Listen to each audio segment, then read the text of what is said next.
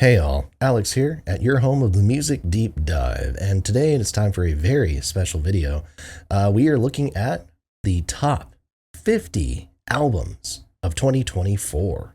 Yes, the top 50 albums of 2024, a fashionably late list, because you know what? I'm not going to be like one of these publications that is out here pushing these lists out at the end of November, at the beginning of December, all that nonsense. Fuck that. I am here to tell you that the only way to make an accurate judgment on all the records of a year is when the year has ended, when you have heard everything. I have seen numerous lists that were published so early that they couldn't even account for records that came out in late November. Major publication lists that came out without the new Father John Misty record, or the new Kendrick Lamar album, or the new Lauren Mayberry album, or Cameron Winter, all these kind of major releases that came out in the last month or so of the year, not represented because these publications wanted to get them out as soon as possible because maximum clicks, maximum SEO optimization, or whatever. Fuck that. We're waiting to the here and now, so here it is. You've got it a little over 2 weeks into the new year. Hope you're happy. Okay, now that that's out of the way, I do my best to try to keep up with new music as best as I can throughout the year. It can be very tough, both with either work-related things or work related to this project, for instance. I do a lot of listening to music that is very much not of this era. And if I do listen to music that's not for that project, it's often for these discography dives that I do for the channel for my own interest and also to get more people engaged in this project in general. But this year, there were so many releases that I really wanted to make sure I made the time to listen to a lot of them, at least the ones that intrigued me. So I did make a point of listening to a ton of albums this year, not as much as many people that you'll find, I'm sure, compared to the people who make these lists at Pitchfork, or your Anthony Fantanos, your Mark Brondins, your Deep Cuts, etc., etc. I'm sure I've heard only a fraction of the records that they have. I know people who have heard upwards of about 1,800 albums in 2024. And needless to say, my number is not nearly that high. So take that into consideration when I talk about this list.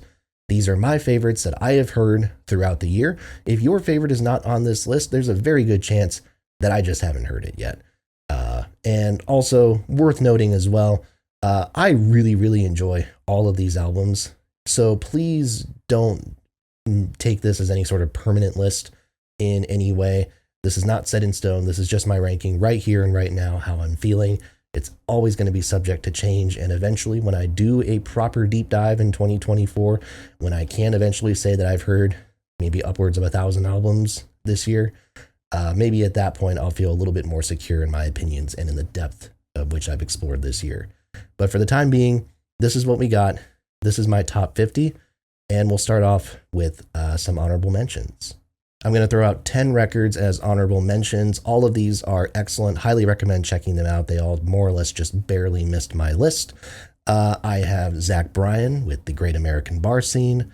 I have Nick Cave and the Bad Seeds with Wild God. Rosalie Cunningham's To Shoot Another Day. David Gilmour, Luck in Strange. Haley Hendricks, Seed of a Seed. Casey Musgraves, Deeper Well, Catherine Pretty, The Pendulum Swing, The Smile with their second record on the year, Cutouts, St. Vincent with All Born Screaming, and Still Houseplants with If I Don't Make It, I Love You. All great albums, all albums that I would highly recommend, just even at the top, even with the level that I explored this year, there was so much depth in there that they just couldn't quite make the cut. And one record that I'm not going to talk about as part of this list, but I'm going to mention here anyways, because I want to talk about as many albums as I can on this video, is the Doechii mixtape, Alligator Bites Never Heal. I'm not including it in the proper list because, one, it is a mixtape, and two, it does give me an excuse to talk about one other album that I wouldn't have otherwise. But this is a really great project. Again, not her debut by any stretch, but this is the project that seems to be getting her mainstream recognition. I love her style of rapping. It is very Gen Z coded, but in kind of a self-aware way. There's a few releases from this year that I felt had that same ethos, Porter Robinson being another one, which also did not make my list. And I think she has a lot of potential. I do think this record suffers from a little bit of that kind of lack of focus that is always present or often present with mixtapes and things branded as mixtapes. But the production is really strong. I think her rapping is really clever. clever and quirky, and I'm really excited to see where she goes from here. And for anyone curious, if it did make my list properly, it would have slotted in at number 45. But all right, we got 50 albums to talk about. Let's go ahead and get on into it. I'm probably going to go pretty fast here since I do have a tendency to talk, and there's a lot of music, and I don't want to waste too much of your time. So let's start with number 50. Number 50, I have Cameron Winter with Heavy Metal, the debut solo record by the lead singer of Geese. As ever, I think his voice is very much kind of an acquired taste. You either really dig what he's doing or you really don't. But if you can get past it, I think there is a lot of appeal to the songs here. I think the textures that he's working with are really nice, very meditative folk record with a lot of lusher moments. There's a little bit of white boy soul in this thing as well. I hear a lot of Van Morrison comparisons with this record, and the voices don't match by any means, but I think there's a similarity in the appeal. This eccentric singer who is singing over these lush backings. Really quirky project, not going to be everyone's thing, but I did really like it. Number 49, I have Sabrina Carpenter with Short and Sweet. Definitely her breakthrough record. She's been doing this for a while. This is her 6th album, but very much the record that made her into a mainstream pop superstar, and for good reason. I do think this is a record that is a little bit dominated by its singles. I think the lead singles here, Please, Please, Please, and Espresso, clear everything else by a pretty big margin. But I think even the album tracks here, they're not the most substantial that you'll get on a mainstream pop record in 2024, but they're very peppy, very cheeky and sensual, and Sabrina herself is a really strong singer, very underrated, I think, in that sense. There's a lot of sass to it, it's a lot of fun, it's breezy, it's some of the best pop music of the year in the sense that it's mindless in a way. You can enjoy it in that sense, but I think there is a little bit of depth and value even if you listen closely. So really good record. Number 48, I have Julia Holter with Something in the Room She Moves. The first project that Julia has released, the first proper studio album she's done since Aviary, which was one of my favorite albums of 2018, a really stellar art pop record. And again, you just have a really great collection here of these art pieces that are beautiful and moving, but yet always beguiling. I think that's one of the appeals of Holter is that she creates these like beautiful textures, but there's always something that prevents you from getting swept into them necessarily to the point where it washes over you. It's very much a thinking person's art pop record, if you will. And even if it's not my absolute favorite project that she's done, I still think there is a lot of value. I think it's one of the most fascinating pieces of pop music to come out in 2024. And it's definitely worth a spot on this list. Number 47, I have Fat Dog with Woof. This one was kind of a surprise. This was actually, I think, the last record that I heard before finishing this list. I'm not intimately familiar with the British dance punk scene, as it were. It's not one that I have a lot of personal, deep knowledge of and know the bands of, but this act really kind of smashes onto the scene here with this debut record. Full of all these like distorted vocals and these really thumping beats, but yet with a really strong sense of like dynamic range as well. And it's very aggressive, but it also leaves these kind of spacious moments as well for you to take a breather amidst the kind of, eardrum churning and just throttling noise that consumes everything else. It's a lot of fun. It's one of my favorite kind of EDM and EDM adjacent records this year. But again, with that aggressiveness that comes from the punk ethos, I suppose. So check it out if you're into that style. Fat Dog, Woof, really good album. Number 46, I have Kelly Lee Owens with Dream State. This is her 4th record, I believe, and I've liked Kelly Lee Owens for a little while. I really enjoyed her first 2 records quite a bit. I think some of the best kind of electro pop music, some of the most kind of beautiful ambient adjacent work that you find out there. But this record to me might be her best yet. Real strong kind of throwback feel to the 90s with this one. Really great bit of kind of trip hop with some of the most interesting textures, some of her best singing yet, I think, to date. It works, I think, really strongly in showing her artistic evolution. Even if it is a bit of a throwback, I think these textures fit really nicely into the current state. You'll have a couple of records on this list that have a very strong 90s influence. And yeah, really lovely find. Really happy to listen to this and to have loved it as much as I did. Kelly Lee Owens, Dream State. Number 45, I have Iron and Wine with Light Verse. Uh, Possibly the best Iron and Wine record in about 15 years, give or take. I've always been really partial to them. I think they're responsible for some of the best folk music of the 2000s. And Sam Beam here really kind of comes to the table with some of his lushest moments yet. Really love kind of the Fiona Apple duet in this thing. It's a very just kind of elegant record with these meditative and sad moments that feel like some of his most complete bits of songwriting in quite some time. I'm a sucker for it. It probably lands a little bit higher than it might for other people because if I see Sam Beam, I click the play button. But Light Verse is a really nice record, and I think absolutely worth your time if you've liked any of their previous stuff. Number 44, I have The Smile with their first record of 2024, Wall of Eyes. I really, really liked both Smile records this year, and if you caught me in a different mood, I might even kind of swap their placements on this list. But this one, I think the individual songs for me were a little bit stronger, even if I might prefer the vibes of cutouts at times. There's a lot more of a jazzier, more freeform feel on these two records than the first Smile record, and of course, this being a Radiohead spin-off project with Tom York and Johnny Greenwood, this very much feels like what true middle-aged Radiohead material would sound like. And I think if you're someone who really enjoyed records like In Rainbows and A Moon-Shaped Pool, I do find it hard to believe that you would dislike this stuff. It does feel like a natural evolution. Really fun, some of the best kind of rock or art rock adjacent records of the year. Wall of Eyes, number 44. Check it out, and check out the other record too. They're both well worth your time. Number 43, I have Johnny Blue Skies, aka Sturgill Simpson, with Passage du Désir. Really great comeback record from Sturgill after kind of a few years of not really releasing much of anything. One of the best country artists going, as I think many people know. He's leaning a lot into 70s influence here, definitely country textures, but also rock textures here, which allows for some of the most sweeping tracks I've heard on any Sturgill record to date, which is saying a lot. The guitar playing, of course, is phenomenal.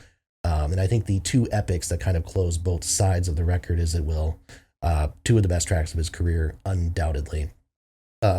Really strong. Does it reach the heights of his best material? I don't necessarily know that, but I think the bar of quality is so high for Sturgill that even a record that might be a little bit more of a mid-tier project is still really compelling, and I'm excited to see where he takes this Johnny Blue Skies idea from here.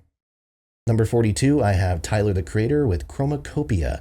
One of the most eccentric records that Tyler's put out in a while, and depending on who you ask, this might either be the best thing he's done since like Flower Boy, or the worst thing he's done since pre-Flower Boy, essentially. I don't know if I enjoyed this record quite as much as the three before it, but that says more about how high that bar is than any struggles with this one.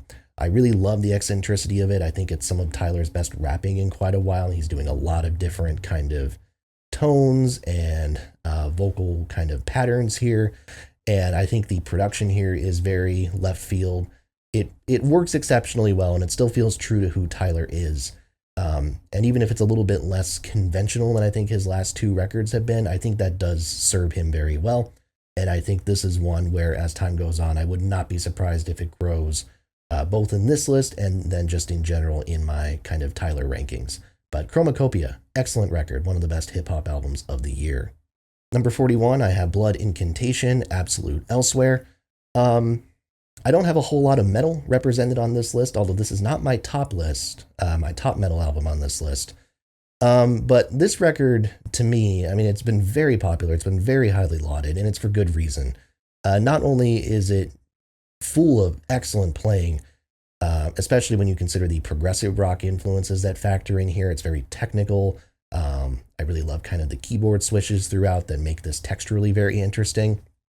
But I think the songwriting also works really well. And again, I think the songwriting also leans into that more progressive rock ethos. There's very much development in this. This feels like different sonic ideas. It feels like different ideas between the two sides of the record. I think overall, this is a super well crafted album. The playing is excellent. And even if death metal is not your thing or progressive rock is not your thing, it's possible this one will still surprise you. So I wouldn't necessarily ignore it. Great metal album, Blood Incantation. Number 40, I have Taylor Swift with The Tortured Poets Department. A lot of people have generated a lot of discourse about this record. And there's no doubt that this is her most kind of sweeping and overwrought record to date. Not among my very favorite of hers overall, even. But again, Taylor is a record where I think the bar for quality is so high that even one of my least favorite Taylor records is still some of the best pop music of the year. And I think that discourse that we talk about comes from just how much she seems very willing to bear herself on this record. This is very much an album of the moment of Taylor Swift is the biggest thing in popular music, and she's very aware of it. And to an extent, I don't know how much she likes it. She likes it, but she doesn't like it. And that tug of war there is fascinating to watch unfold. It's a very mentally confusing, confuddling record. And I think a lot of people are probably like, it's not ever going to change your opinion on Taylor Swift. If you already didn't like her, this will not change your opinion by any means. But I do think has some great songs on it. I think it's very daring in a lot of ways, even if it doesn't seem that way at first. And though it's not any higher on my list, I couldn't realistically put it much higher than this. I think it's worth your time. And check out the anthology disc too. Some of the best songs are on that. Don't at me. Number 39, I have Bess Atwell with Light Sleeper. Really great folk record here. Again, kind of a connection to Taylor here with Aaron Dessner on the boards. Just a really pleasant kind of British folk album. I'm not too familiar with her back catalog, but I think she and her acoustic guitar and her voice fit very naturally into the Dessner framing. A lot more so than I think the other main record that he produced this year, the Gracie Abrams album, which, not to be negative, that was my least favorite record that I heard this year. I think she fits really naturally into it, and it's just super pleasant. Yeah, nothing much more to say. Bess Atwell, Light Sleeper, some of the best and prettiest folk music you'll hear this year. Number 38, I have Beyonce with Cowboy Carter. Another record that had a lot of discourse surrounding it. And the first time I heard it, I liked it a decent bit, but it wasn't one of my favorite Beyonce albums overall. But it grew on me a lot when I re-listened. I think the ambition and the concept that kind of, overlaps this whole record is very obvious. Like, this is not an album where you can be ignorant of the context behind it. Like, Beyonce makes sure you understand what she is talking about and what the motivation for releasing this album is. But I don't mind that. Yes, it's a bit on the longer side, but the ambition and the connection between all these different threads of country music and folk music and R&B music, and fusing the two together with some really sharp songs is so interesting, so engaging, and so cool. And obviously, Beyonce is one of the best kind of performers going, one of the best singers going. So what you expect from Beyonce is what you're going to get on this album. Really pleased that this album grew on me as much as it did. And it's without a doubt deserving of a place on this list. From one country record to another, at number 37, I have Billy Strings with Highway Prayers. I apologize to Mr. Strings. I was not familiar with your game. I've known a lot of people who have been really into Billy Strings over the last year or two, who've really gotten into him. And I hadn't really checked out his stuff yet, but oh man, this record floored me. Yeah, it's a bit on the longer side, and it's a little bit kind of one-dimensional, which I would imagine a lot of bluegrass records are on the surface. Like, it is very much like, if you are not willing to listen to banjo music for 45, 50, 60 minutes, and banjo and fiddle and all that sort of thing, you're not going to have a good time necessarily. Now, that said, I'm totally fine with that. I think this is some of the best bluegrass music I've heard in a long time. I think the playing is absolutely stellar. And I really like the earthiness to these songs. Yeah, it sometimes feels a little bit kind of like cyclical in terms of song structures at times, but I think it seems grounded. It seems grounded in a very present state. And I think the songwriting is better than maybe it seems on the surface. It's a little bit more engaging. So yeah, just a joy to listen to. I love this thing. Highway Prayers, Billy Strings. Check him out. He's legit. Number 36, I have JPEG Mafia with I Lay Down My Life for You. This is a record that could easily grow even more on me. Definitely, I struggle to figure out where exactly I place this in the overall discography rankings of Peggy. I think I would need to do a discography dive like I did with Kendrick not too long ago to figure that out. But there's no doubt that he, Kendrick, and Danny Brown are like three of the best going right now. Typically, very aggressive effort from Peggy on this one. A lot of great guitars on here with this very kind of experimental and aggressive production, and his delivery maybe has never sounded as angry and as full of like chips on his shoulder as it does on this project.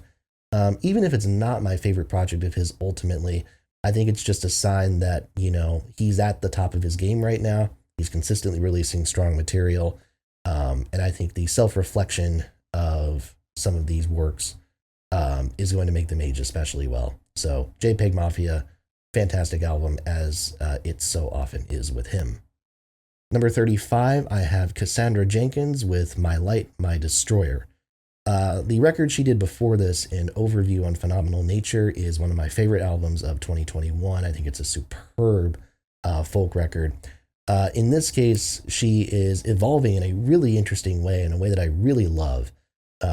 Even lusher textures here. There's a bit of a heavier emphasis on electric guitars, almost kind of dream pop adjacent or full-on dream pop at points. And I don't know that I prefer it to what she did before, but I really like the daringness to try something different. Even if it's not a hugely radical shift, I think it's more radical than some might expect from most kind of artists in the folk scene. Really great songs. I think her singing works super well over this production. Just a really great bit of pop writing. If you've not heard Cassandra Jenkins, check her out. I think she's one of the most underrated artists in this kind of folk pop country adjacent scene. Check her out. Number 34, I have my highest rated jazz record of the year, the Mesthetics and Brandon Lewis self-titled record. This is a collaboration between the Mesthetics, which is the rhythm section of Fugazi, teaming up with the guitarist Anthony Pirogue, and then saxophonist James Brandon Lewis, who's released a bunch of material, collaborated with a bunch of artists. And it's a really great jazz fusion record. One of the best jazz fusion albums I've heard in a long time, across any era. And, you know, it's interesting that the guitar and the saxophone together is very, you know, I've heard people say that the guitar in this record is a little bit overwhelming and that it sort of drags things down because it is trying to be so avant-garde. And maybe I understand that a little bit, but what I would submit is that I think this record captures a more aggressive ethos connected to jazz fusion that I think a lot of those records don't necessarily hit. I think there's a real just sense of this record kind of soars above you. The playing is excellent. The rhythm section really is terrific. The guitar playing, technically excellent, and I do think it bounces off well with Lewis's saxophone, which to me is admittedly the highlight here. Just a great, fantastic album. And, you know, in an era where we are really, I think, starved for really great popular jazz records. I know we have a lot of great jazz music, but popular jazz albums. I'm hoping that this one kind of helps sort of break the glass ceiling a little bit and try to kind of influence more people, more of your like Kamasi Washingtons and stuff like that. Really just forward-thinking record, and love it. Check it out. Number 33, I have Katie Pruitt with Mantras. Her second studio record, her first album, I didn't hear until when I was checking out this record. I checked out her debut as well. One of my favorite albums of 2020, a year that I absolutely love. I think the songwriting on that record is incredible. Great country record. And then Mantras here is more of a sort of diversion into indie rock. The production, very Boy Genius adjacent, which makes sense because one of her producers worked on the debut Boy Genius EP. But I think this record is saved from the curse, if you will, of chasing a commercial sound by, again, her songwriting, which I think is so confessional and so heartfelt, A lot of themes about kind of queer love, which I think is really, I always really love kind of hearing that theme in country record, and you'll hear it again a little bit more later on. But not just that, but her delivery, her singing, such a dynamic voice, really pulls off the quiet sections, but can belt her ass off as well. One of my favorite discoveries of the last few months, for sure, just her work in general.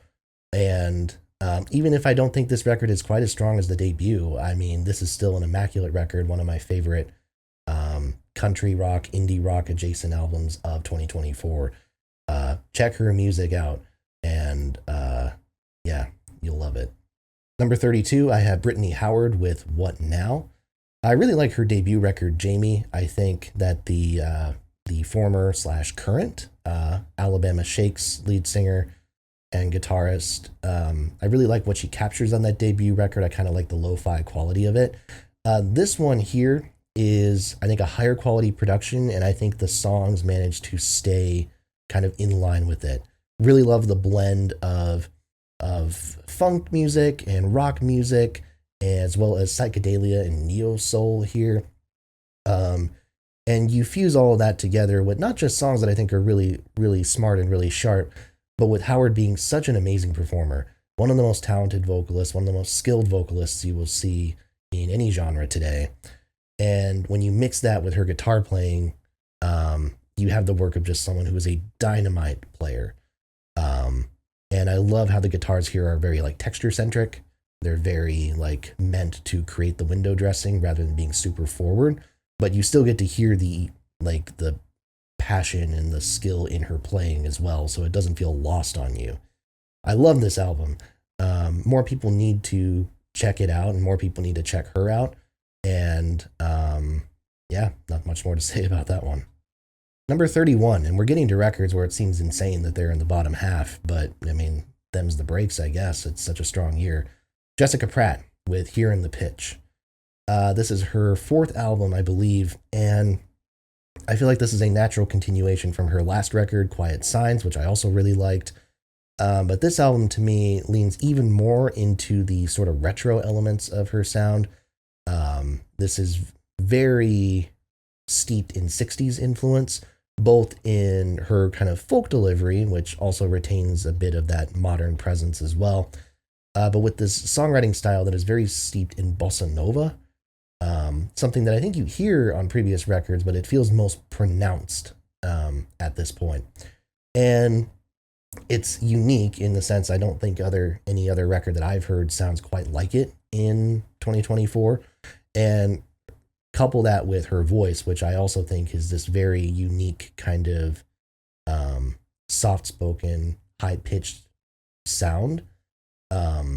Again, I think her singing might be a little bit of an acquired taste for some, but I don't think it's that abrasive by any means, and I think it works really well in this kind of setting. And I also really like how short her albums are as well.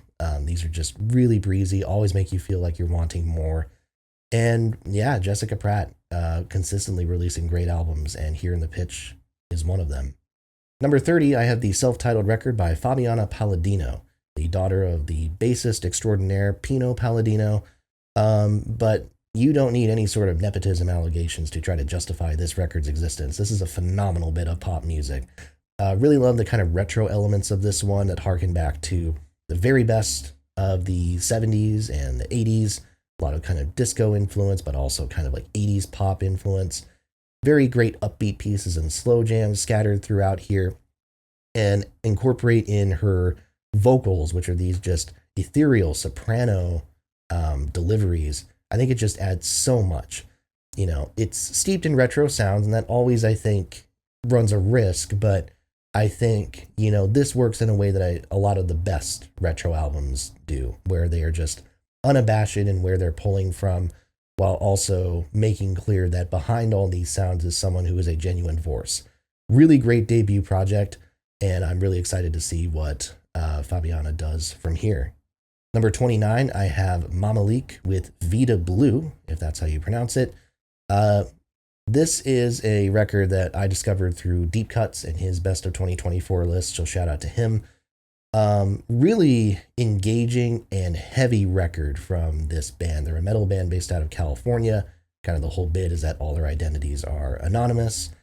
And this is my favorite metal record of the year. And part of why is because it's so dark. It's a tribute to one of their bandmates who passed away a couple of years ago, but also because, in addition to being just incredibly heavy and with these vocals that are very like Tom Waits-esque at points, and that's not the last time you'll hear that comparison, it also shifts through a shocking amount of styles.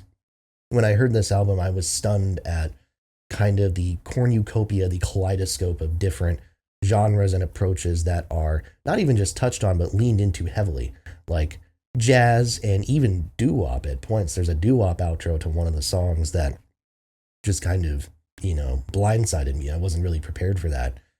But it's sweeping and it's touching, and the lyrics are desolate and despondent. And I was floored. It's one of my favorite metal records that I've heard in a very long time. And I only foresee this continuing to grow on me. So, not going to be everyone's cup of tea. If you don't like death metal and you don't like those types of vocals, I can't recommend this. But if that's not a problem for you and you want to hear some really forward thinking, groove based, diverse metal, you can't go wrong. You can't go wrong here. Number 28, I have Chelsea Wolfe with She Reaches Out to, She Reaches Out to She.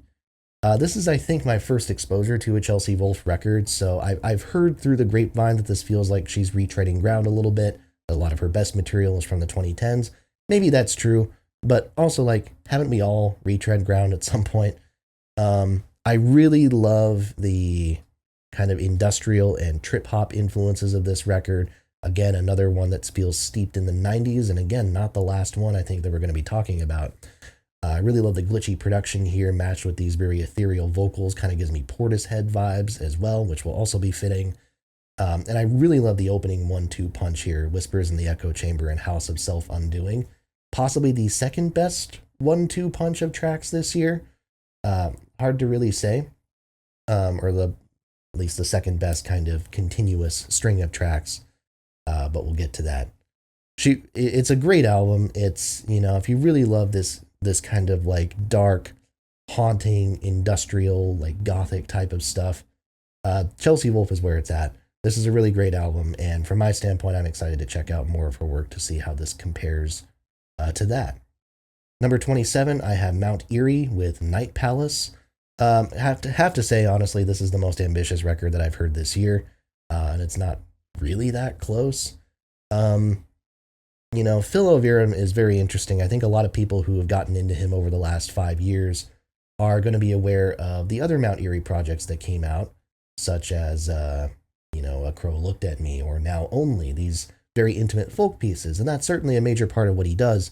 But then there's also stuff like this. There's stuff like his Microphones records, like, like all of the kind of like early stuff in the early 2000s and things like that. And The Glow Part 2, for instance, which I was trying to think of the name of there. There's so much of a blend of different genres here. Folk music, you have rock music, slowcore, metal adjacent stuff at times. And it's some of the best avant folk material that I've heard in a long time. And that ambition, it is a long record. It's about 80 minutes long, and I think it can be a bit taxing at points, which is maybe why I don't have it higher than this on my list. And maybe it doesn't rank among the absolute best Elverum projects for me, at least as of right now. I might still take The Glow Part 2 or A Crow Looked at Me for what it is. But no doubt I think this feels like him resetting and putting himself into a place artistically that he's not been in a while. And given what Elverum has had to go through in the last decade or so, I find it impossible to not be happy for him in that sense. Number 26, we're almost at halfway. I have Waxahachie with Tiger's Blood. A great album. Some of the best, I think, just pure songwriting of any album this year. I love how Katie Crutchfield kind of, how she frames her songs. I think it's some of the best lyrics of any record this year. And I love how, her previous records like St. Cloud have delved dipped into country texture, certainly, but there's a little bit more straight kind of folk material on those albums. This one, I think, is the closest she's gotten, at least in a while, to making a full-on country record. And mix that with this kind of 90s singer-songwriter vibe that I think she just kind of exudes in general. Like, her vocals are very Alanis-esque. And it's really cool. I don't know if I like it as much as St. Cloud. St. Cloud was one of my favorite albums of 2020. But this is still really strong. And it does contain the song Right Back to It, featuring MJ Lenderman, which is absolutely one of my favorite songs of the year. A contender for my number one, without a doubt. So, Tiger's Blood, number 26. Well worth checking out. And now let's get to the top half. Number 25, I have Jimmy Montague with Tomorrow's Coffee. Shout out to my friend Alex, who recommended this one to me. This is very retro, again, like the Fabiana Palladino record that I mentioned. And again, that can be a risky proposition. There have been other albums that have been unabashedly retro that I wasn't as much in love with. For instance, a record I don't have on here, Driftless Girl by Grey Delisle. It's a really good album, a really nice country record, but I felt it dipped into that kind of 70s country sound, and I did not feel like it added all that much to it. It just kind of felt like it settled in that sound and it was content to just live there. This record, to me, it's not country, obviously. Instead, it's very much kind of 70s pop. And that's a sweet spot for me in general, so I'm always going to be partial to it. But what I love is that I think the melodies and the songwriting in general are super inventive and super unique. Even if the textures are clearly a throwback, I think these are some of the most interesting melodic lines that I've heard on any record this year. I think Montague's voice is really interesting, gives me kind of Phil Collins vibes a little bit, very Genesis-like. And yeah, a total surprise that everyone, I think, is sleeping on. I don't know how many people know about this record. I hear his other stuff before this is really excellent too, so I'm excited to check it out. But Jimmy Montague, Tomorrow's Coffee, one of the best, I think, obscure picks that I found this year. Give it a listen. Number 24, I have Jack White with No Name. Oh man, Jack White. I'm at the point right now where I almost want to say that I prefer solo Jack White to the White Stripes. And maybe I'm not quite ready to say that yet, but I do think this is my favorite Jack White adjacent project at this point. Both ahead of any White Stripes records, ahead of any of his solo projects. Hard for me to imagine blues rock sounding much better in the year of our Lord 2024. And for as much as, White is stripping back here, this is a very back to basics record. Very kind of like, seemingly ramshackle in its construction and in its sound. I still think there's clearly a lot going on. This is still a very professionally produced record. And I think the melodic ideas that he has, which are eccentric as always, and these influences from psychedelia are super major focal points here that I think make this a fascinating record even outside of the aggression that it offers. But boy, is it aggressive. Boy, is it bluesy. Some of the best rock music you will hear this year and this decade. And what a welcome comeback. Jack White just rocking our socks off in 2024. Out of the blue as well, complete surprise release. Yeah, check it out. Number 23, I have the appointed critical darling, I suppose, of the year, Cindy Lee with Diamond Jubilee. No doubt that this record is incredibly strong.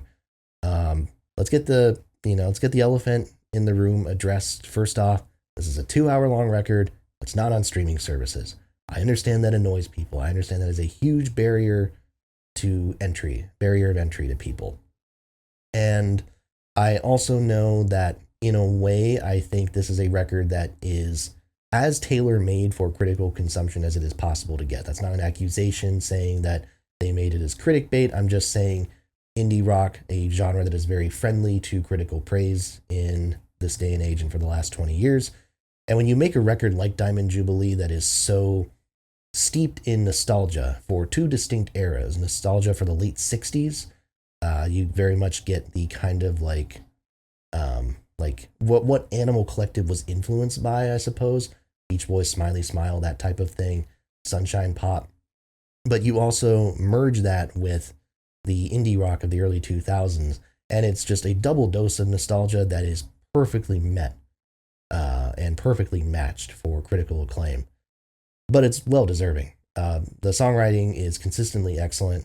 it's a lot to take in at any given point. But I think the songs are sharp. I think the kind of swamped and kind of washed out production is really cool. I think the vocals are very interesting. There's no doubt it's worth the hype. It's an excellent album. And I think overall, as I spend more time with it as well, I think it's a record that will unlock itself over the coming months and years and what have you. You know, listening to 30 something songs in one shot is a difficult ask. But if you can split it up for yourself, or if you're just willing to take the dive, I think you'll be very pleasantly surprised. It's really nice. Diamond Jubilee. Yeah, it's pretty much as good as people say, but it's only my number 23. At my number 22, we have another critical darling, Vampire Weekend, Only God Was Above Us. Yeah, this record. I haven't done a Vampire Weekend dive in quite a while, so I would want to do that before sticking to this statement. But this to me is possibly their best record. I think it's some of the best executed indie rock of the year for a band that consistently finds themselves among the higher echelons, like some of the most creative songwriters and music makers in that scene. I just think it's fascinating. I love the song structures on here. The playing is great. I was really caught off guard by the bass in some of these songs. I think just some phenomenal bass playing and playing all over the place. And this general feeling that they're pushing themselves consistently throughout here. It feels like they're not content to just sit where they are. It's a really great album. It's, like I said, a contender for my favorite of theirs.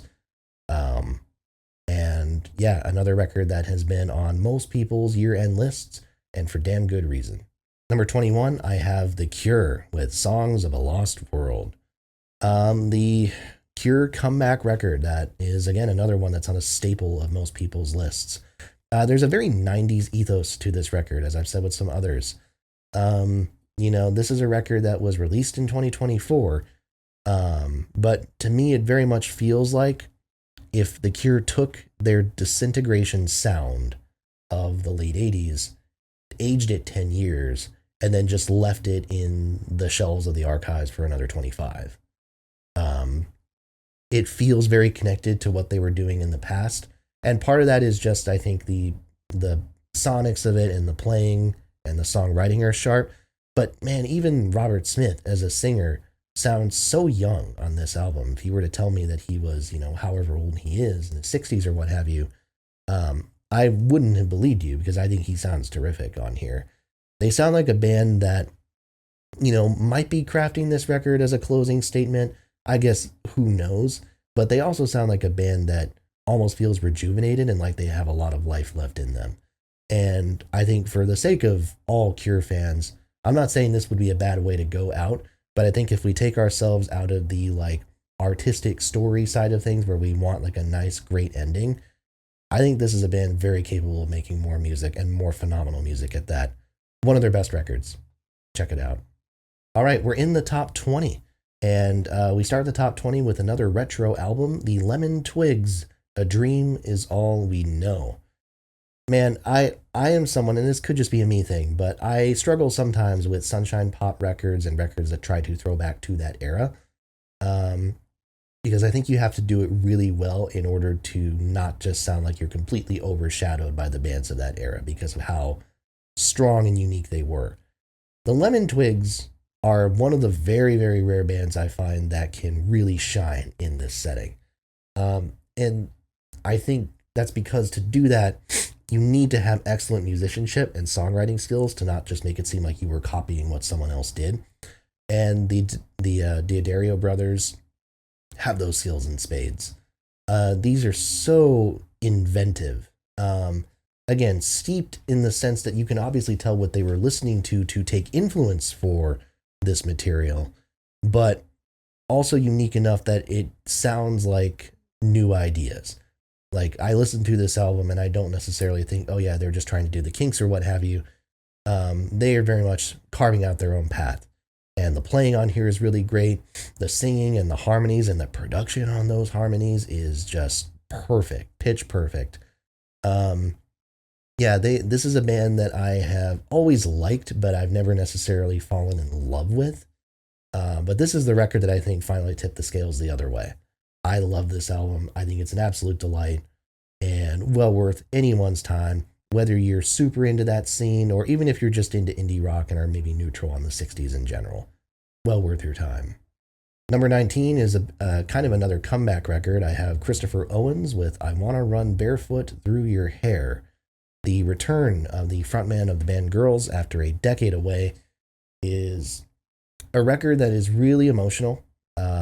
A lot of kind of things happened during the interim where he like experienced homelessness and his old bandmate died. Some of these songs were from the last sessions that he had with his old bandmate.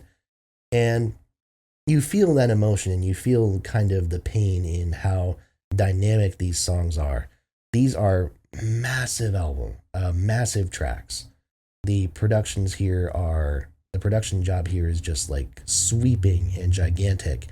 And you mix that with the guitar textures, which fit the overall vision of this to a T, and the grooves on this thing. Again, bass lines I found were a real high point here. And you get one of the best and most ambitious singer-songwriter records that I've heard in 2024. And an album that, I've heard so many positive things about, and I think it's because it feels like a catharsis. It feels like a long-awaited comeback for an artist, a singer, and a bandmate, perhaps most importantly, who a lot of people I think had been hoping to hear from because I know how popular Girls are with a lot of people in the indie rock scene. And this record doesn't disappoint. It's powerful, it's moving, and it's superb.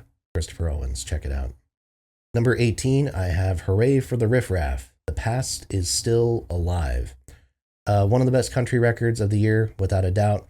I think that, going back to the idea of queer country, Alinda Segarra and her lyrics and her songwriting are really present on this thing. Just so much the focus. And so much of that has to do with the production on here, which is, conventional, I suppose, in the sense that it allows, the instrumentation has its space and it's beautiful and it's lush and all that, which is the work of Brad Cook, by the way, who I'm naming because it's a hint to one of the next discography dives. But then you have Segarra's lyrics that will cut through that mix. And they're pointed in a way that kind of reminds me of Waxahachie a little bit in Katie Crutchfield, where, Segarra's lyrics will cut through in a way that surprises you. Like they'll drop a line that kind of jerks you out of this stupor that the beautiful production has kind of left you in. The song Buffalo on here, I think, is one of the best pieces of songwriting of 2024. Clear highlight. Check that one out, and then check the rest of the record out as well. Just in terms of pure songwriting, I don't have too many records that I would put above this, just as far as moving and evocative tracks, back to back to back to back. Stunning piece of work, and I was not really familiar with them going into this, but I am excited to check out Segarra and their other work and the band's other work. Really just terrific stuff. Hooray for the Riff Raff, number 18. Number 17, I have MJ Lenderman with Manning Fireworks. One of my favorite indie rock records in a very long time overall. I've said that I think several times or said similar things. But Lenderman, I've heard so much about him, and there was so much hype about this record when it came out. And I think what the appeal is that I think certain critics like Fantano don't necessarily connect with is I really think there's so much humor and snark in this guy's lyricism. He reminds me a lot of David Berman, very specifically. And especially when you mix that self-deprecating, mundane, lyrical, perspective with these really great, sometimes just damned fucking heavy guitar lines.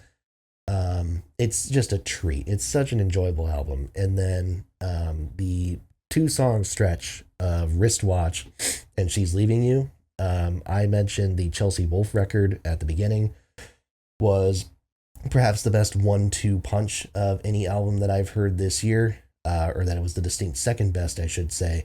This might be the best to me. Wristwatching to She's Leaving You. The two best songs on the record, I think. Two of the best songs of the year. Just stellar stuff. Absolutely phenomenal. A great album. Not everyone loves it, and I'm not saying everyone will who watches this video, but if you're into indie rock, it's hard for me not to say that Lenderman is one of the most interesting people going. Well worth your time.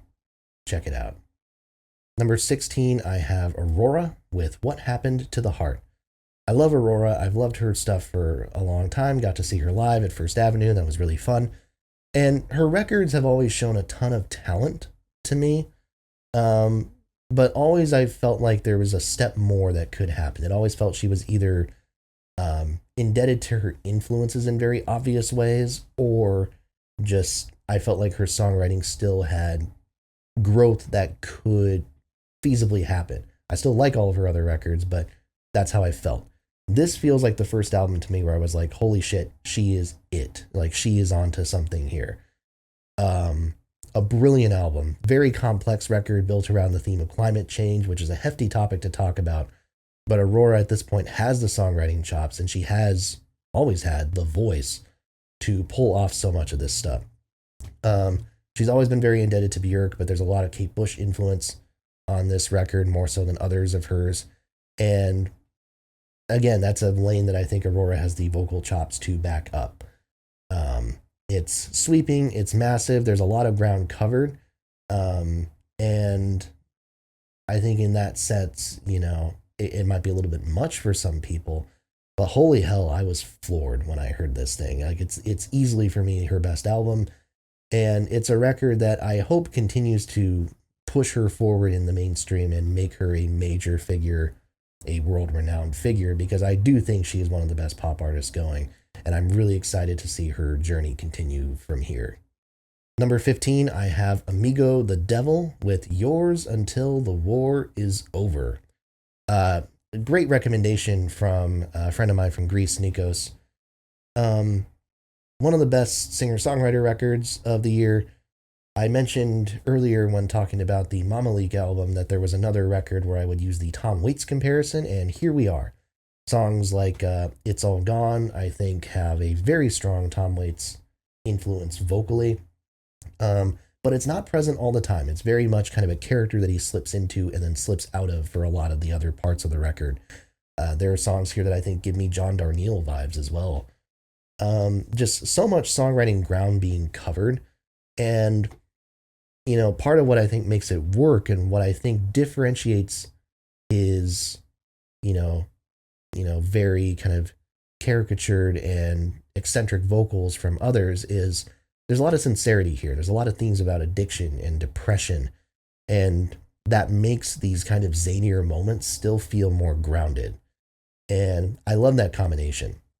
So if you're someone who is really into these kind of just bare your soul, you know, very honest and blunt kind of singer-songwriter types, but you also like your kind of vaudeville, zany, freaky jazz artists like your Beefhearts and your Waitses and stuff like that, check out Amigo the Devil, check out this record, and check out his other stuff too.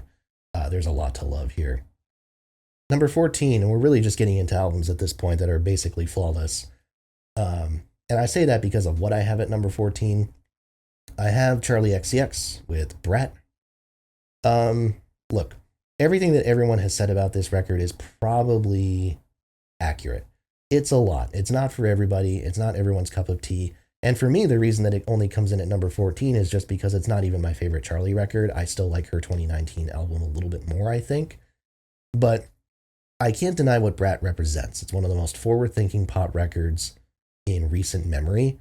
And the fusion of, you know, the A.G. Cook PC music production style that she's been dabbling with since the late 2010s with this more kind of commercial song structure and this more evident focus on hooks that would work well in a pop atmosphere, kind of like what she was doing on Crash, but a lot less successfully at that point. That combination is so interesting. Again, you have that listening experience that's very much drawn from hyperpop, where it's very intense, just so much stuff that overstimulates you constantly. But then every track has just hooks out the ass with lovely, just phenomenal individual production moments that stagger you. One that I made a note of here is the song Mean Girls. It has that piano break in the middle that sounds like it's from another planet. It just doesn't sound like it belongs, but it works perfectly. And that's literally just naming the one I thought of when I was writing that sentence down. There's so many moments on like every single track. It's phenomenal. Again, it's not for everybody, right? But at the end of the day, man, it's club classics, and um, the critical and the popular impact that Brat had in 2024, even if it was all for naught, if you know what I mean. Uh, it's exciting, and it's something important, something that we will remember one way or another for the rest of our lives. And as a record, man, I think it's superb. It's phenomenal pop music. Number 13, I have Clarissa Connolly with World of Work. I think the way to describe this, I saw someone else say a very similar description on Rate Your Music when I was looking at reviews of this, but picture like Kate Bush meets like Scottish, Irish folk music meets like the European avant-garde scene, and you have a sense of what this record is going to do to you. I talked about Julia Holter earlier in this video towards the very beginning, and to me this feels like a record that is not super far removed from what Holter could do on a potential album. Phenomenal just art pop music with, like I said, this very distinctly European flair. There's a lot of imagery and themes on here that are just steeped in like medieval imagery. And I think when you mix all that with these just kind of, these lush and, beautiful kind of piano sounds, some of the best, I think, piano production on any record this year, maybe the best, with these kind of, the vocals from Clarissa, which I think are stunning, the kind of more electronic influence things. It's, there's so much ground being covered, and it's all just kind of ethereal, feels out of this world, and yet also, again, feels very tied to our history. It feels like something greater than us. And yeah, I don't know. I this was another album that kind of came out of nowhere. It was a random recommendation, and I thought it was stunning in a way that only the best kind of like art pop, very artistic folk records can be. And yeah, World of Work is terrific. It's only my number 13, but again, if you're talking about like a blind recommendation that almost nobody is talking about, and it's not on like any major lists, check out this album. I think you will be stunned by it. Number 12, I have Godspeed You Black Emperor with no title as of the 13th of February 2024, 28,340 dead.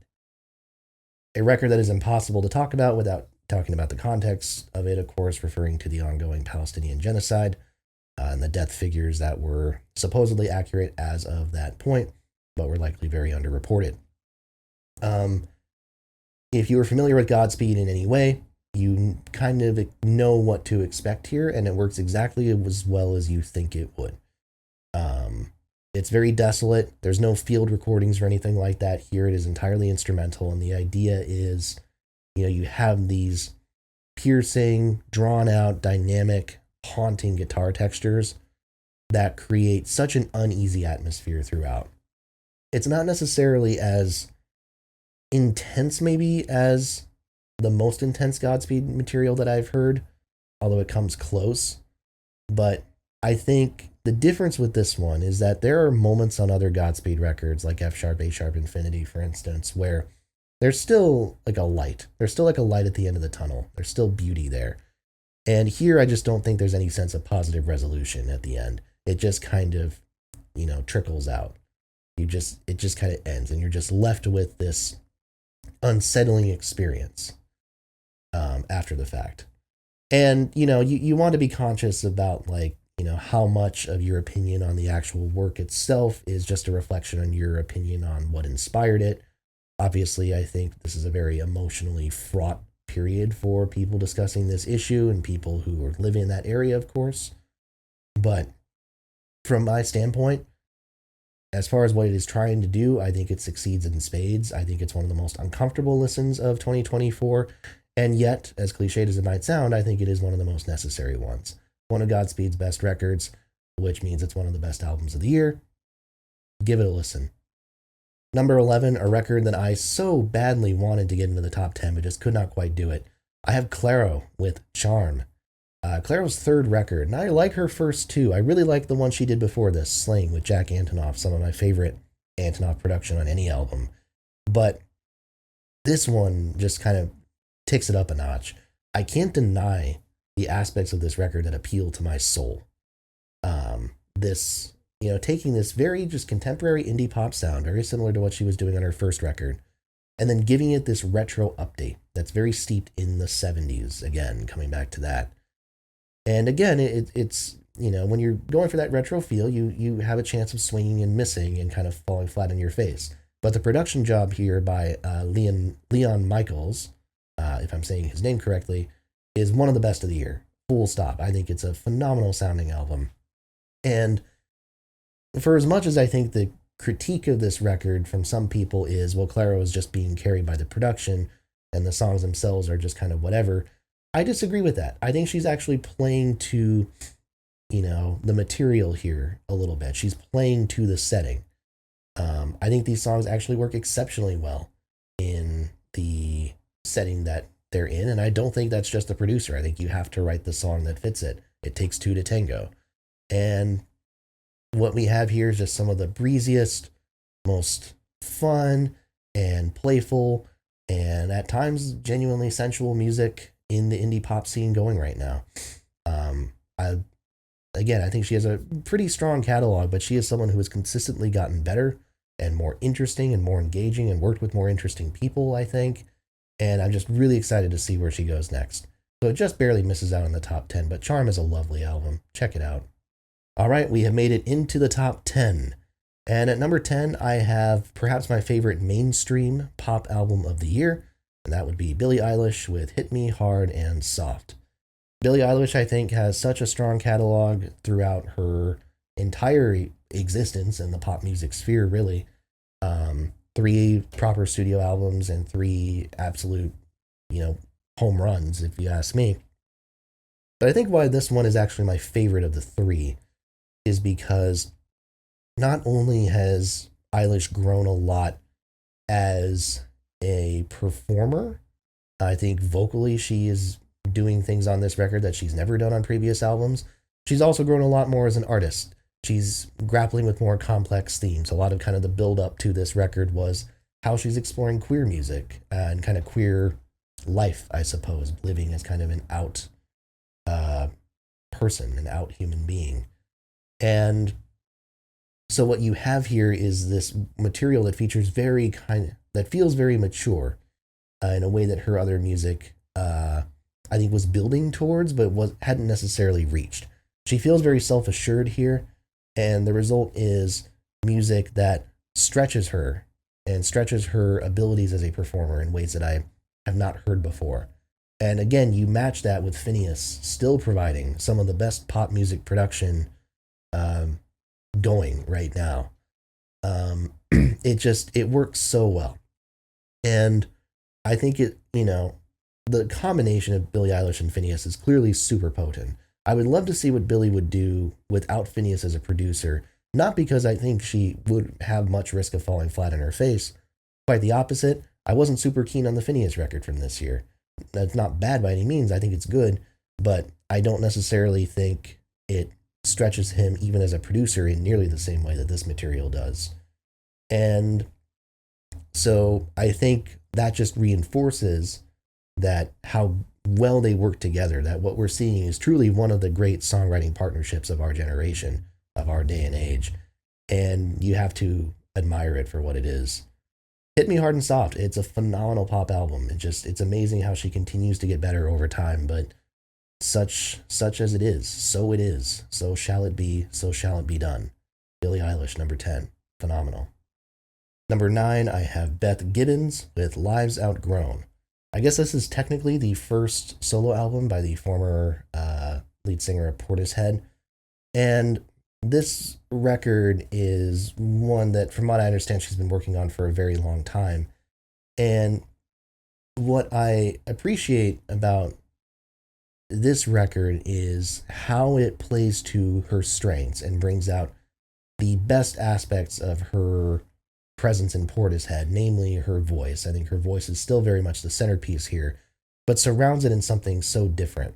This is very beautiful, pastoral, chamber folk music with stunning string sections and just so many kind of dynamic pieces like pianos and guitars and things like that.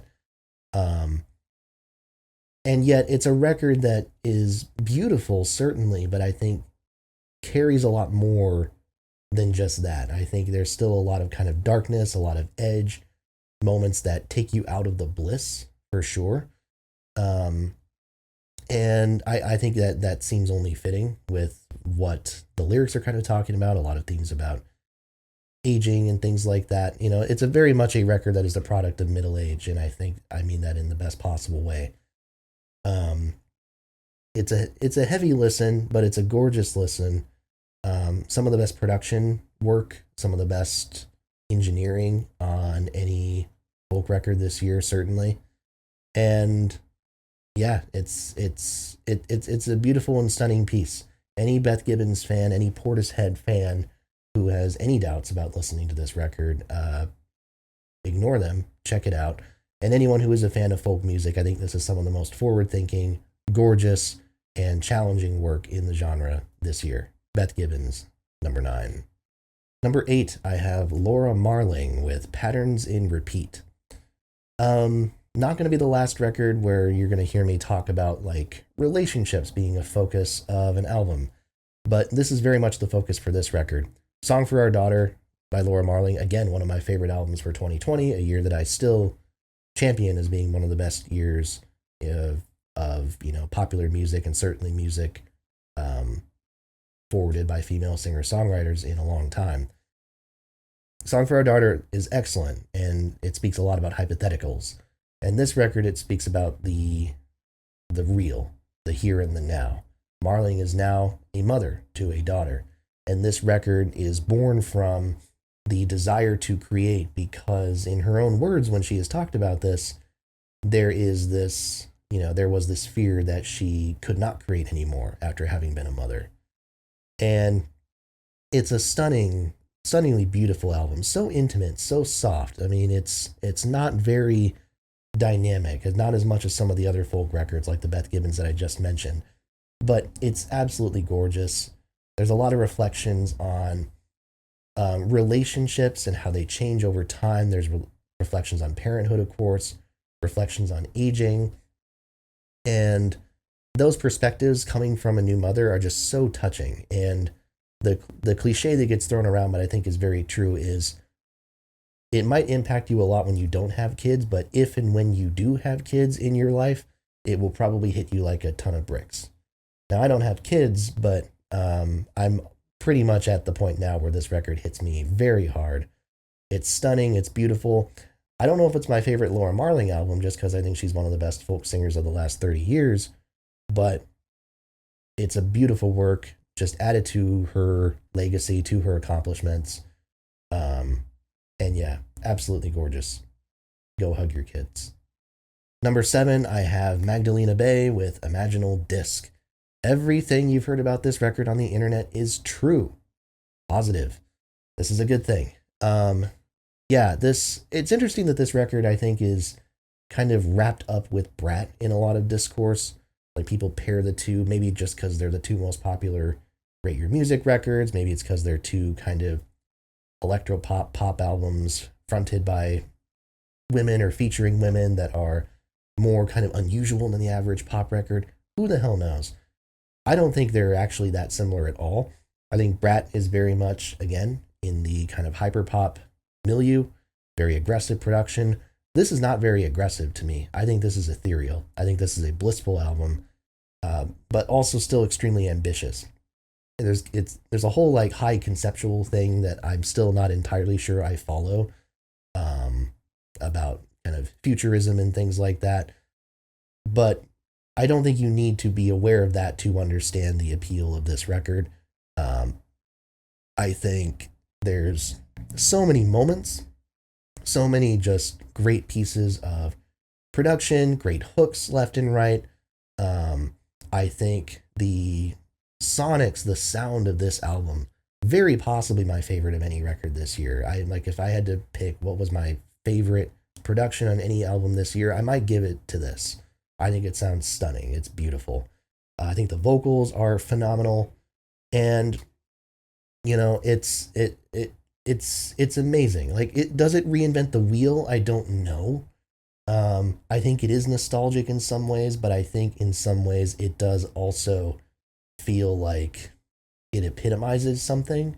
And in doing that, I think it sort of paves the way for electropop and other sorts of pop music to come.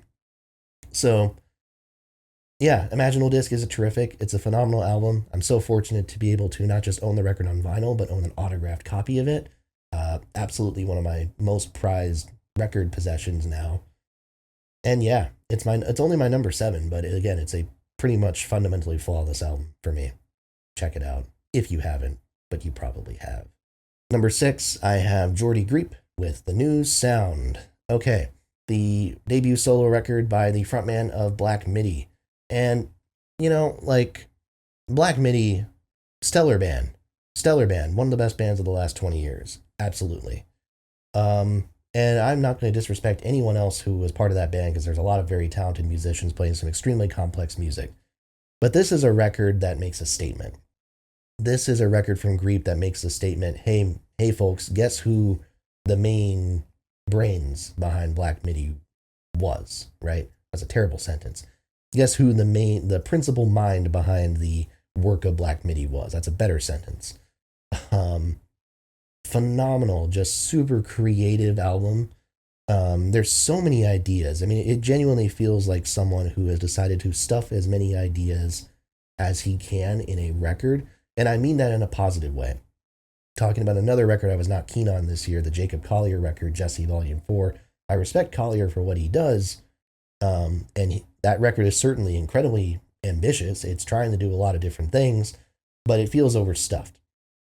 Griep, I think, has such a better sense of song construction, and maybe he just has enough people telling him no to different things, which I don't think Collier has, that he makes this record, which is also kind of a conceptual piece, by the way. There's a lot of character portraits in here.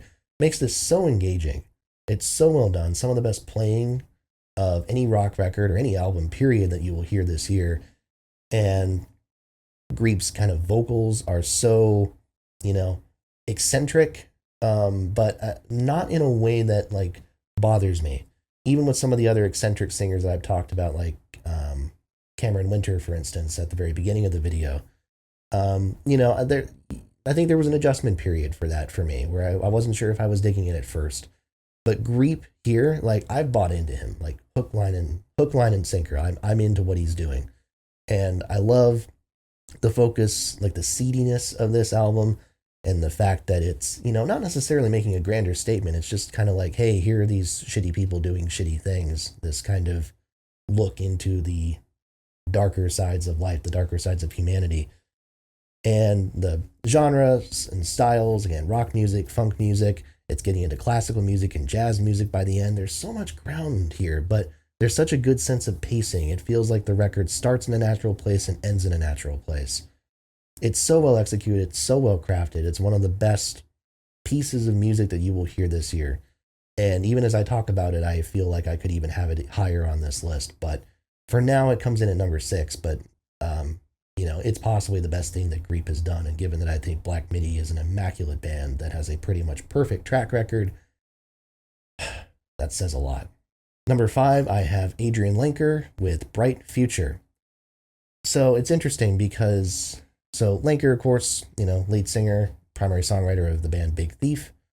And while Big Thief in their most recent record, Dragon New Warm Mountain, I Believe in You, have kind of transitioned into, some of the most stylistically diverse and sometimes massive song ideas that they've done in a long time. Lenker here takes this moment in this, what I think is her second or third studio record, to strip things back even more. This is one of her most intimate bits of songwriting yet. And for someone who is consistently writing great songs, I think Big Thief is really strong. I liked her other solo record from a couple years ago. This might be just her best collection of songs yet. And some of that is because I think it's so, it kind of bears her heart in a way that the Big Thief material can do, but doesn't do as consistently, I don't think. And here she's just writing these like beautiful, like soft acoustic numbers about like her mom and about life and about, emotions and things that are, personal to her. And it just feels so matter of fact and so vulnerable in its presentation that you can't help but just kind of have your lip quiver when you hear some of the lines that she's saying. And boy, the lyrics are powerful at times. I think people talk about her voice being a bit of an acquired taste. This is one that I don't entirely understand. I think her voice is really lovely and beautiful for what it is. And I think, again, it works in this setting because it makes everything feel that extra bit more vulnerable, that extra bit more precarious, and, makes you doubt if everything is going to be okay, I suppose, which is maybe the most powerful aspect of it.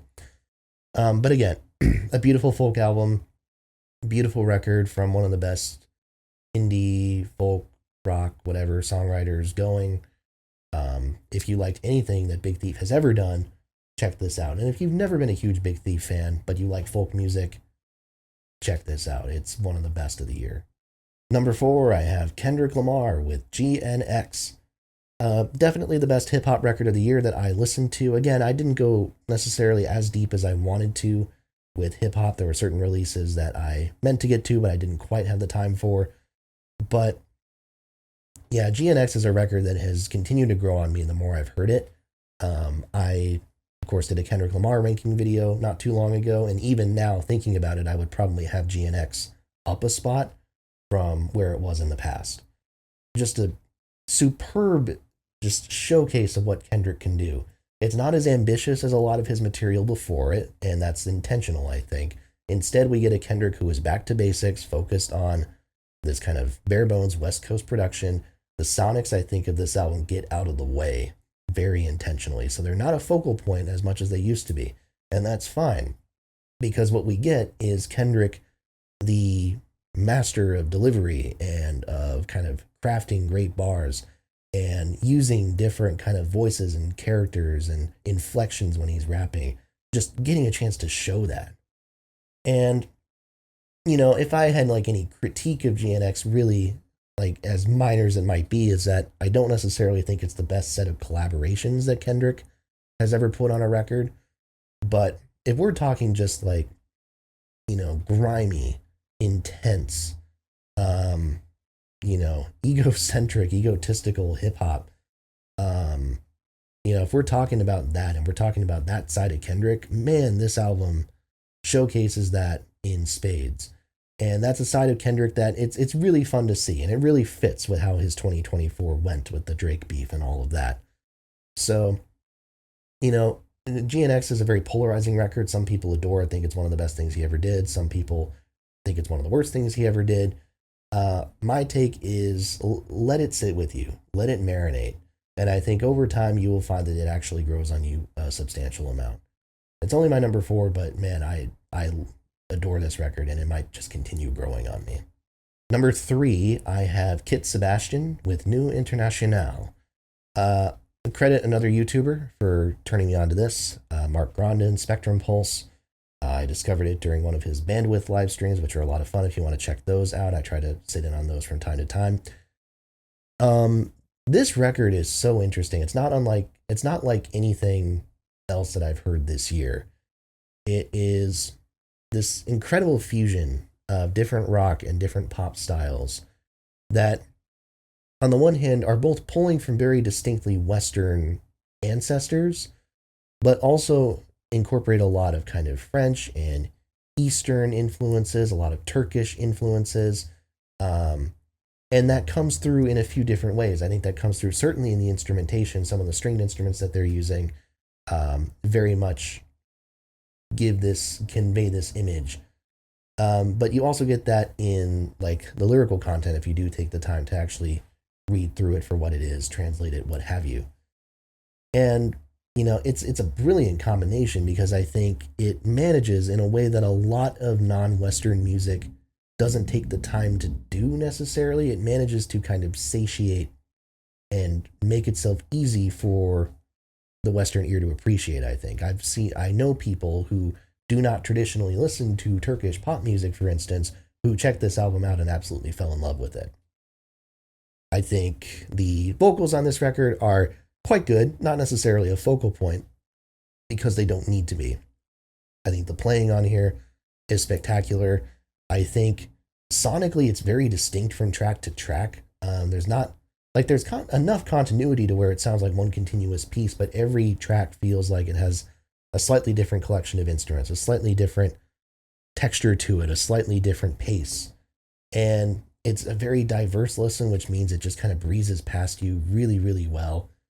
And again, it's fascinating. And as someone who I'd like to think is more open-minded to non-Western music than a lot of people, a lot of colleagues of mine, I suppose, this is still ultimately music that I'm not steeped in, that I'm not super familiar with. So just hearing these ideas and how well they're merged and meshed with song structures that are familiar to Western ears. It's a really remarkable piece of synthesis. And for that alone, yeah, I mean, it's one of the records that I can put on. I just think front to back, it's a complete piece of joy, completely wonderful. And at one point, it was my number one. It has dropped a couple of spots in my list for now. But again, at this point, these are mostly immaculate records. So this list could change tomorrow if I were to re-listen to like the top 10, 15 albums. It could easily adjust. So right now, New International is number 3. One of my favorite completely out of the blue discoveries of the year. Love it. Number 2, I have Father John Misty with Mahash Mashana. Another record that I talked about in my Father John Misty ranking videos. So, I probably talk a little bit more in depth about it in that video. So go ahead and check it out if you haven't. I'm not going to spoil where it is in that ranking, but I will say is you probably have to skip quite a ways into the video to get to it. And yeah, I mean, there's no doubt in my mind this is one of the crowning achievements of his career, if not the crowning achievement. Sweeping, massive record in a way that a lot of his best material is. And it certainly is more lyrically pointed than material that he's done in a few years. But the difference between something like this and something like pure comedy, which I know was antagonizing to some people, is this record feels a lot more internal. There's still a lot of internal reflection in this album that he's not focusing on in his previous work. And when you couple that with a sonic palette that is just absolutely up my alley, this 70s pop rock influence, pseudo John Lennon type of stuff, and couple that with not just the quality of his lyrics, but the quality of his singing as well, which has just continued to improve. And you get an album that is just surreal. It's amazing how massive this thing can get and not sound overly bloated or full of itself. It still sounds really excellent for what it is. I think the lyrics, like I said, are phenomenal, and the collection of instrumentation on here is terrific. It's really an album, again, that I have nothing bad to say about. It's maybe not going to be for everybody necessarily. I don't think it's his most immediate work. I think it is, in some ways, one of his densest from a lyrical standpoint, and I don't think it would be the record to start with.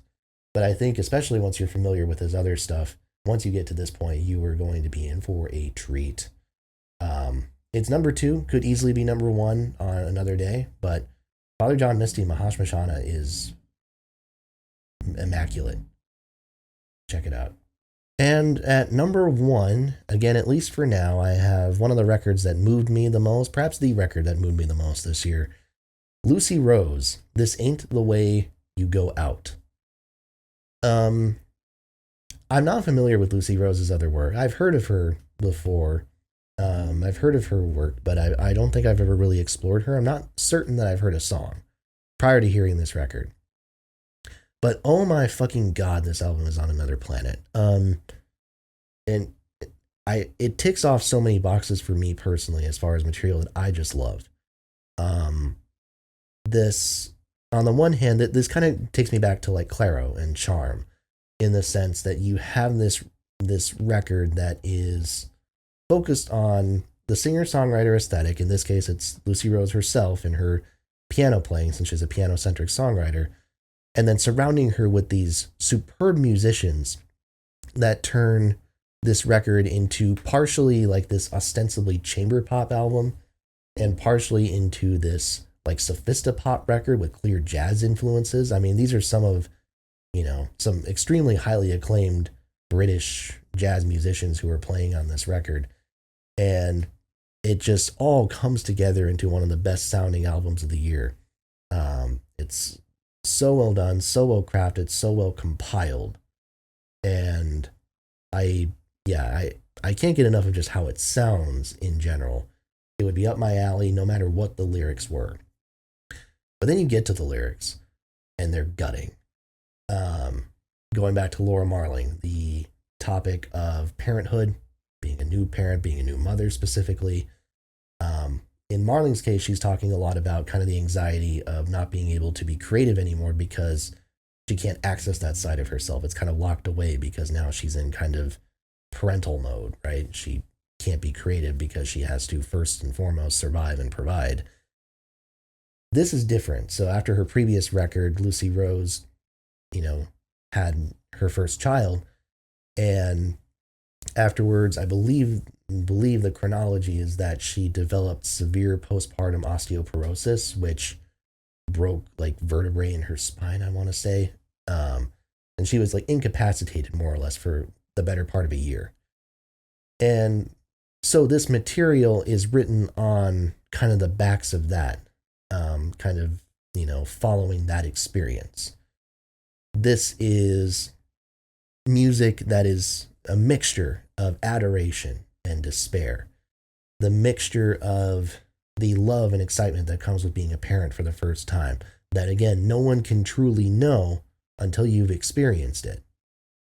You have that adoration and that love for your child, and you couple that with the chronic pain, the misery, the agony, and the feelings of just helplessness that come with where she was at and how she was feeling, and that feeling of guilt, that the experience that brought you something that should have provided you with endless joy, a child, right? That having that experience led to such misery and such pain, and something that I'm sure got her to think on many occasions, like, is this the end of my career? Do I have to sacrifice my music, my physical health, everything for, this being that I love and helped create? I mean, think about that. Think about how much is in those ideas and those thoughts. And that combination that you get in some of the lines that she's writing about on this is too much to take sometimes. It's emotionally powerful. Like, I had to sit in with my thoughts for a while after listening to this album, because for as, amazingly played as it is, again, it doesn't matter what the lyrics are. It sounds amazing and it's executed super well. Combine that with the lyrics and you're just left with an experience that I can't compare to anything else that I've had this year. It's stellar. It's phenomenal. It's a remarkable piece of songwriting. I have been sleeping on Lucy Rose, clearly, so I will be certainly checking out her other material. And I implore all of you, if you've not checked out this record, to give it a go yourself. It's absolutely one of the best of the year, and for the time being, I am going to rank it at my number one. Lucy Rose, This Ain't the Way You Go Out. And it won't be. And I should also say, not to end that on a super depressing note, that I believe she recorded this record, or during the promotional material for this, She was pregnant with another child, so I believe she's had a second kid since then. And as far as I know from looking at her social media, for what it's worth, it doesn't seem like she's run into the same complications. So I really hope that she is doing well and that she is healthy and thriving and enjoying her parenthood, which she should be able to and deserves to. All right, so those are my top 50 albums from the year 2024. Now, amazingly, we've talked about all 50 of these records, all albums that I think are phenomenal, great, and that I adore in many cases. And we haven't really talked about the release from this year that arguably means the most to me. Stay tuned. Okay, but on that note, I want to thank you all for sticking with this video. I'm so curious to know what your favorite albums of 2024 are. Again, I know that a lot of the videos that I've done on this channel have been kind of for older artists. There's definitely been some younger ones and more recent ones in there as well, but a lot of them kind of skew older. And what I just want to emphasize is I think the notion that there's no interesting or relevant music being made today is such, it's so stupid it shouldn't even be acknowledged. It's such an asinine idea. You have to look for what you like, right? And sometimes I think it's just very obviously in your face. Like, no one is going to sit here and tell me that pop music isn't in as good of a position right now as it's been in years, if not decades. There's so much stellar mainstream music right in front of our faces right now. I do not think you have to go digging to look for great music. I think there's a lot that's right up there in front of you if you can only grow to appreciate it. And I think there's also so much great music being made by people who are never going to be a household name. My number one album, she is probably never going to be a household name, which is a sad thing, but you know, that's the truth. Sometimes you have to go with what's right in front of you, and sometimes you need to dig to find great stuff. And some of this material here is super deep, like Bandcamp finds, and some of it is literally, in one case, the number one album of the year. It skews over this entire spectrum. And all I can say is, like, we need to open our minds, and we need to recognize there's a lot of merit to what's happening and to what's going on in this day and age. There's so much good music coming out, and it's been so much fun doing this dive and getting to hear so much music and understanding that there's literally hundreds, if not thousands of other albums from this year alone that I would probably like too. So give me your recommendations. Give me your top lists. Leave them down in the comments. I would love to hear them. I might try to check out some of your recommendations as I have time. But in the meantime, I'm going to get back to business, work on some other discography dives, work on this music deep dive project, and maybe start listening to some 2025 releases as I have time. But with that, I want to thank you all so much for watching. Again, please make sure to like, comment, and subscribe. As always, more videos and reviews are to come. Make sure to hit that bell for notifications and tell a friend as well. Thanks a lot. And I'll see you next time right here at your home of the Music Deep Dive.